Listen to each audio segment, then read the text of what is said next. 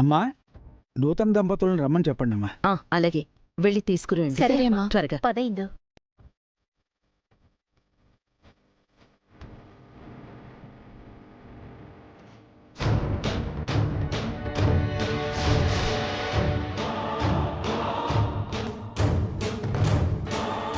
ఈ మనిషి ఇప్పుడు వస్తాడేంటి?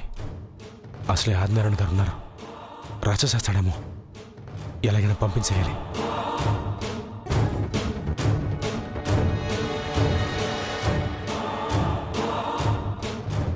శ్రీశైలం, ఎక్కడికి? అది చిన్న పనండి. పనులు చేస్తుంటే వస్తూనే ఉంటాయి, పూజ అయ్యే వరకు ఉండు. అవునరా, పద. రండి.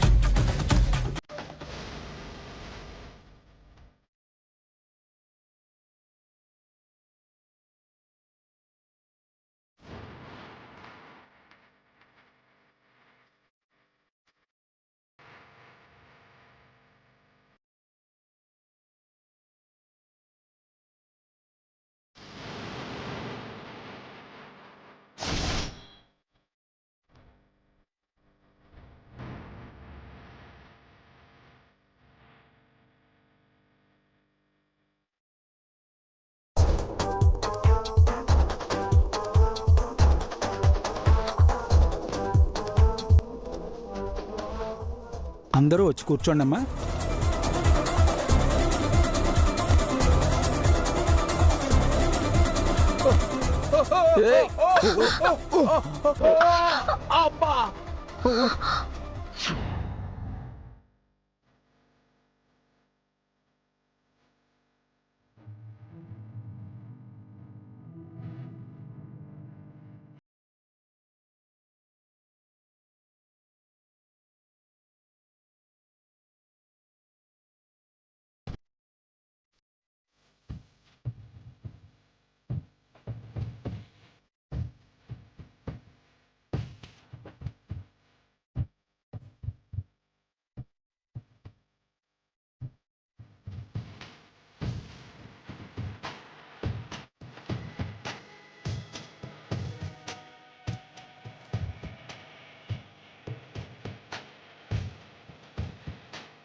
జారిపడి గణపతి నడుం విరుగుతుందనుకుంటే విద్య నడుం పట్టుకొని సినిమాల్లో హీరోలా ఫోదొచ్చాడు.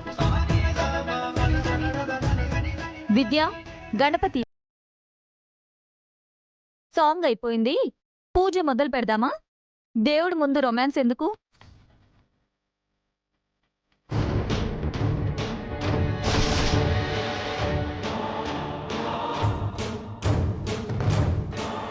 ఏం పర్వాలేదులే పద్మా, దేవుడి అనుమతి లేకుండా ఏదీ జరగదు. వీళ్ళని ఇలా దగ్గర చేయాలని ఆయనెందుకు అనుకున్నాడో. బాగా చెప్పావు గిరిజా. రేపు జరిగే కార్యానికి ఇప్పుడిది శ్రీకారం అనుకోండి.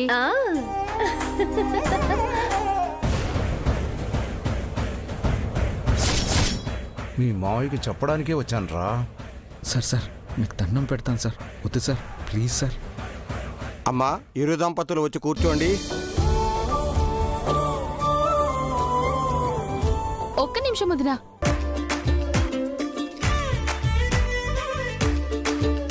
ఇద్దరు ఒకరి తలని ఒకరు గుద్దుకున్నారు. ఒక్కసారి గుద్దుకుంటే కొమ్ములు వస్తాయి, ఇంకొకసారి గుద్దుకోండి. ఏంటి చిన్నపిల్లల ఆటలు? ఎవరి నమ్మకాలు వాళ్ళవి. అన్నయ్య వదినా, మీరు కానివ్వండి.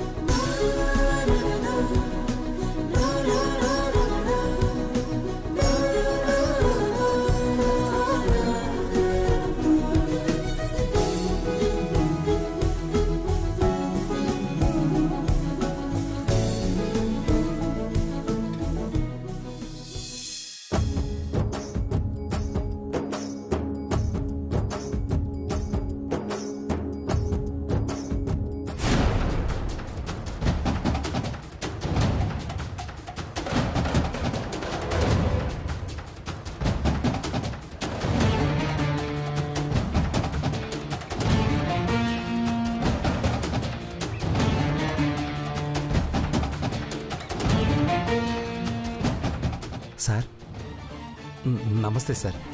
నా పేరు మునీశ్వర్ సార్. గణపతి నేను ఒకే స్కూల్లో జాబ్ చేస్తున్నాం సార్. ఓ అవునా, ఆ. నమస్తే. తోటి ఉపాధ్యాయులన్నమాట. ఓం గణాధిపతినే నమః.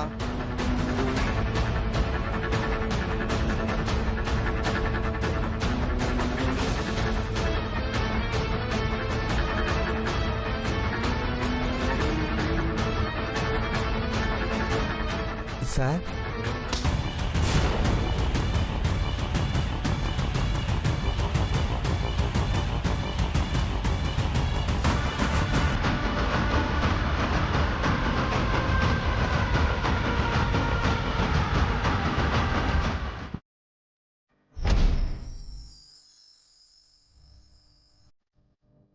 మీకు ప్రతిరూపంగా మన అబ్బాయిని పెంచాను.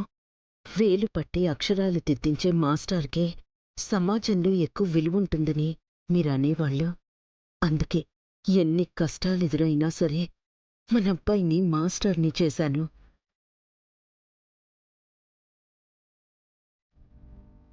ఆ మాస్టర్ ఉద్యోగం చూసి, మన గణపతి మంచితనాన్ని చూసి విద్యలాంటి గుణవంతురాలు మన ఇంటి కోడలైంది. ఈ క్షణం నాకు చాలా ఆనందంగా ఉందండి. మీరుండుంటే బావుండేది.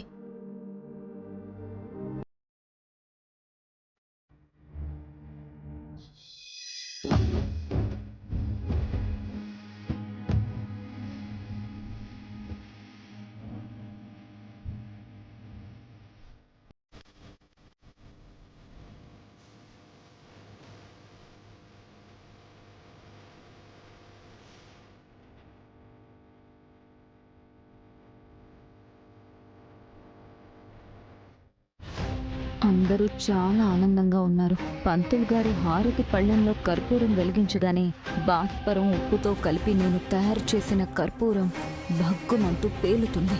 అందరూ అరిష్టం అని మొదలు పెడతారు. మావయ్య ఆలోచనలో పడతారు. ఇక సత్యనారాయణ స్వామి వ్రత ప్రథమ కథ. పూర్వము నారద మహర్షి శ్రీమన్నారాయణుని దర్శించి మహామునులు కలిసి సూత మహామునిని అడిగిరి. భూలోకంలో మానవులు చాలా కష్టములు పడుచున్నారు, వారి కష్టములను తీర్చు సులభమైన మార్గము చెప్పమని అడిగిరి. ఆయన, మునులారా,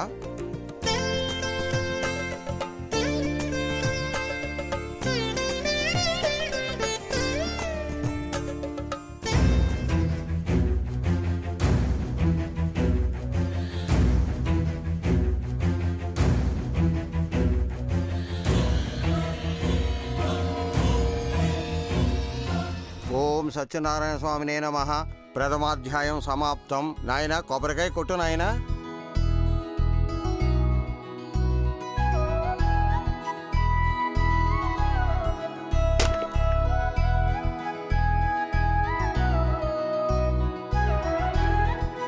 శ్రీ రమా సత్యనారాయణ ద్వితీయ కథ ప్రారంభ. పూర్వము కాశీనగరమున బ్రాహ్మణుడుండేవాడు.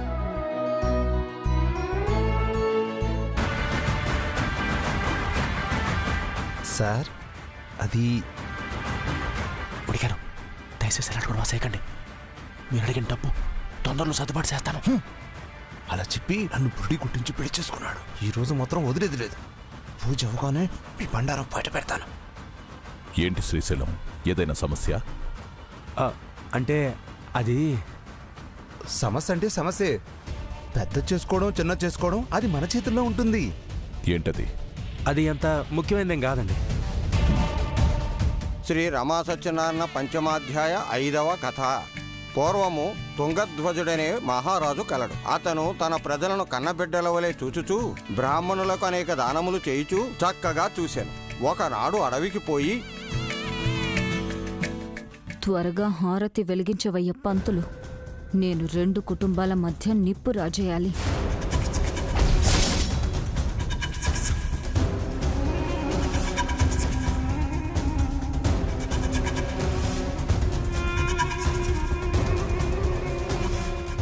శ్రీ రమా సత్యనారాయణ స్వామికి ఆ హారతి పళ్ళను తీసుకోండి. అమ్మా విద్య, హారతిని వెలిగించమ్మా.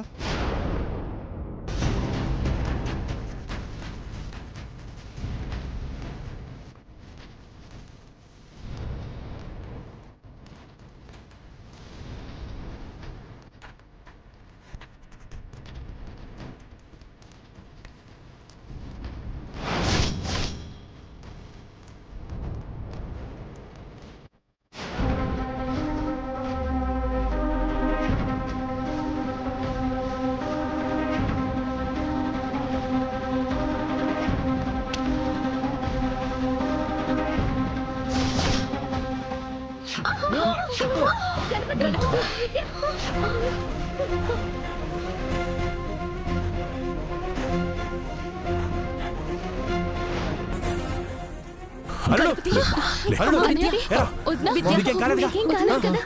విద్య నీకేం కాలేదుగా?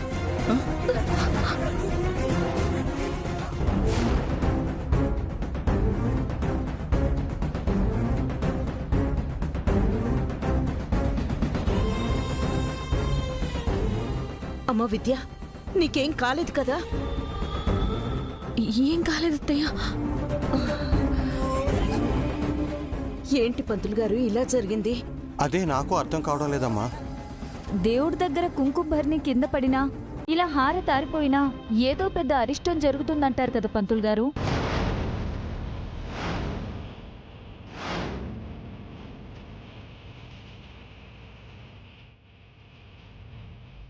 అనడం కాదమ్మా, అదే నిజం కూడా. ఇన్నేళ్లుగా నేను పూజలు వ్రతాలు చేస్తున్నాను. హారతి కొండెక్కడం చూశాను కానీ ఇలా పేలడం నేను ఎప్పుడూ చూడలేదమ్మా. ఎలాంటి ఉపద్రవం ఈ జంట జీవితంలో వస్తుందోనని చాలా భయంగా ఉందమ్మా. మీరలా అంటుంటే మాకు భయం వేస్తుందండి. మావయ్య గారు, అరిష్టం అంట. ఏం జరుగుతుందో ఏంటో. పంతులు గారు, అరిష్టం అంటే ఎలాంటిది? అది చెప్పలేం నారాయణ గారు. ధనం కావచ్చు, ఆరోగ్యం కావచ్చు, ఆయుష్ కూడా కావచ్చు.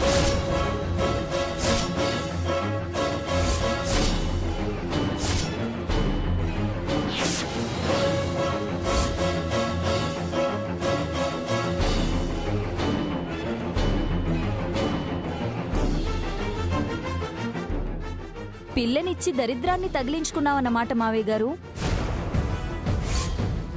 పద్మ, ఏం మాట్లాడుతున్నావు? ఉన్నదే కదా అన్నాను.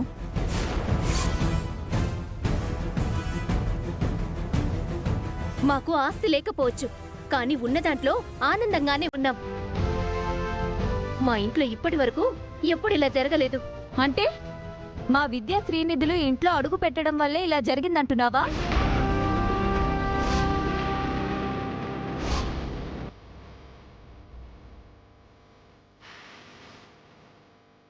అమ్మ పద్మ, గిరిజ ఉద్దేశం అది కాదమ్మా.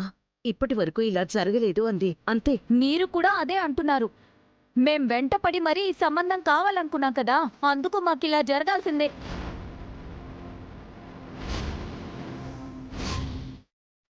చూసారా మావయ్య గారు, ఇప్పుడే ఇలా అంటున్నారు. రేపొద్దున ఈ ఇంట్లో ఏ కీడు జరిగినా దానికి కారణం మన విద్యా నిధులనే అంటారు. మీరేమో విద్య అదృష్ట దేవత అంటారు, వీళ్ళేమో విద్య పాదమే అరిష్టం అంటున్నారు.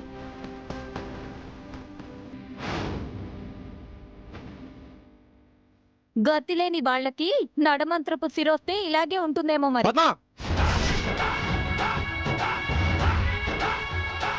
మాటలు జాగ్రత్తగా రాని.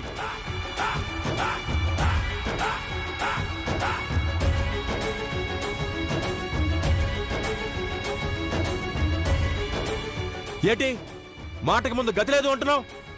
అంత గతి లేనింటికి మీ అమ్మాయిని ఎందుకు పంపించారు?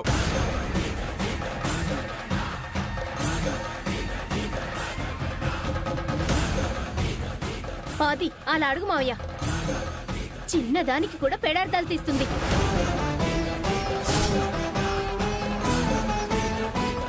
వీళ్ళకి అలా పెడార్థాలు తీసుకోవడం మొదటి నుంచే ఉందక్క.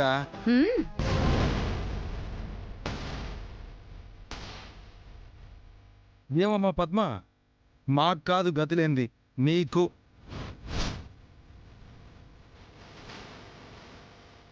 మండపంలో శ్రీనిధి పెళ్లి ఆగిపోతే నేను తాళి కట్టి మీ అందరి పరువు కాపాడాను.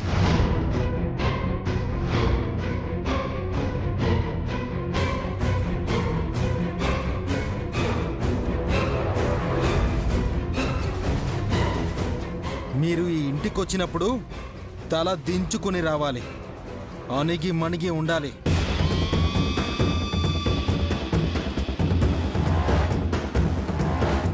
సుబ్బు, చిన్న విషయాన్ని రాద్ధాంతం చేకు. ఇది ఇంతటితో ఆపే. ఎందుకు ఆపాలమ్మా? ఎందుకు ఆపాలి? నువ్వు ఆగునిది. ఇంతకు ముందంటే గణపతి పెళ్లి ఆగిపోతుందనే భయంతో మా నోరు మూయించావు. కానీ ఇప్పుడు మనం వెనక్కి తగ్గాల్సిన అవసరం లేదు.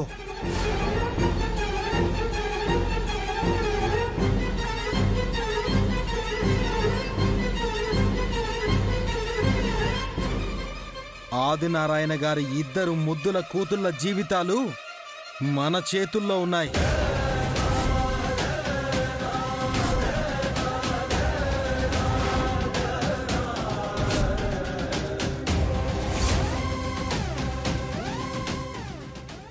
ఏంటి సుబ్బు, బెదిరిస్తున్నావా? జాగ్రత్తగా ఉండమంటున్నాను.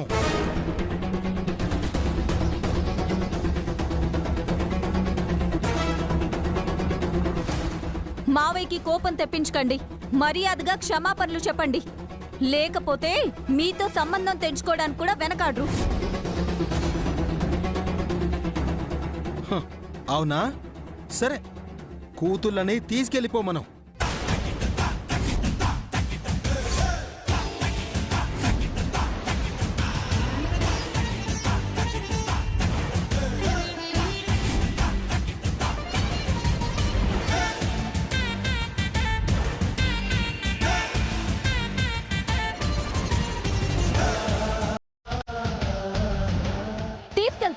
తీసుకెళ్ళి ఇంకో పెళ్లి చేస్తాం చూడండి.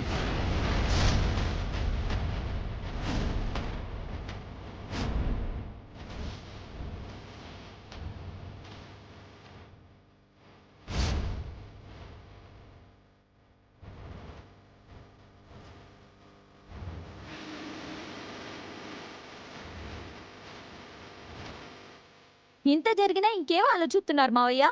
పదండి వెళ్ళిపోదాం.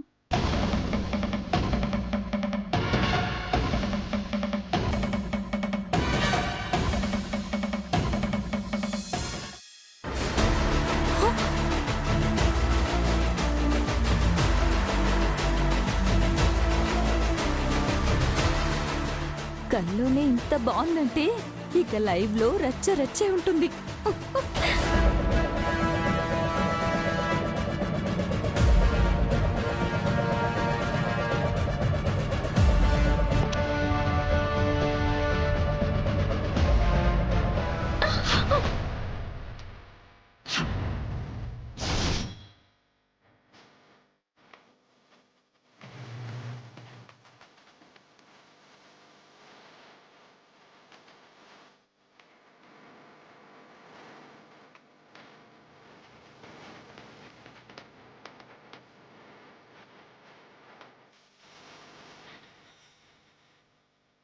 అమ్మ విద్య, నీకేం కాలేదు కదా? ఏం కాలేదత్తయ్య. ఏంటో అది, నువ్వు కూడా చిన్నపిల్లలాగా. మా విద్య ఎన్ని కష్టాలొచ్చినా తట్టుకోగలదు, కానీ నీళ్ళన్నా నిప్పన్నా తనకి చాలా భయం.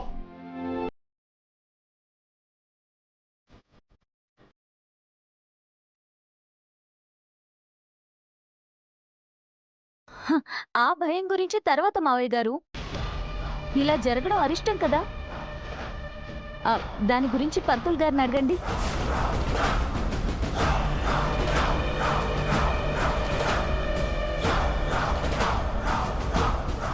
అరిష్టమా? పంతులు గారు, మా పద్మ అన్నట్టు కంగారు పడాల్సింది ఏమీ లేదు ఆదినారాయణ గారు. దేవుడికిచ్చే హారతి కొండెక్కుంటే హరిష్టమని భావించవచ్చు. కానీ మీ అల్లుడు గారు హారతి పళ్ళని వదలలేదు.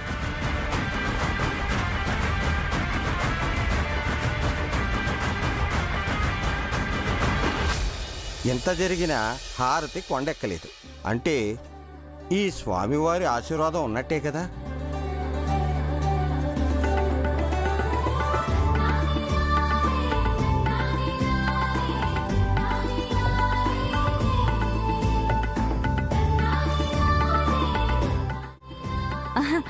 కానీ లెక్క ప్రకారం అరిష్టమే కదా. మేం బాధపడతామని నిజాలేమీ దాచకండి. నిత్యం ఆ భగవంతుడి స్మరణలోనే ఉండే పూజారినమ్మా. ఉన్నది దాచను, అబద్ధం. సగం కర్పూరం వెళ్ళి పడింది కూడా కొబ్బరి నీళ్లలోనే కదా.